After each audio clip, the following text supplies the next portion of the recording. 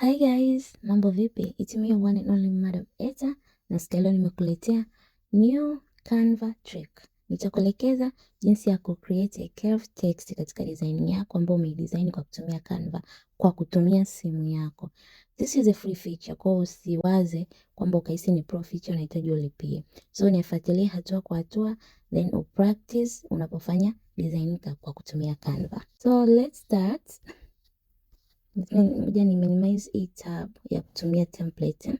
Then nitajaribu kuandika text yangu hiyo. How to create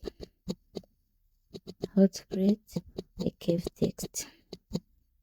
Then niandike in Canva. So minimize ili iweze kuwa ndogo ndogo ifiti vizuri kwenye cycle. So I want to change ya maneno yawe katika curved text. So first of all hakikisha umeyaselect, then utakuja kwenye toolbars ambazo zipo hapa chini, utakuja sehemu umeandika effect, then hizi ni effect ambazo zipo katika style, shape au kwa kutumia effect ambazo zipo kwenye apps. So sisi hizi za style tutaachana nazo, tutakuja kuchagua za kwenye shape. Kwa utakuja hapa kwenye shape utachagua curve.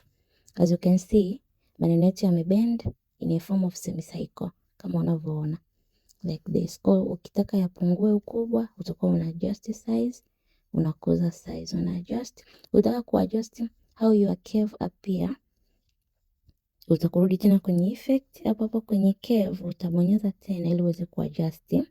Kwa utacheza na hizi button za kuongeza na kupunguza. Ukienda hivi ina maana curve inazidi kuongezeka kuform a cycle.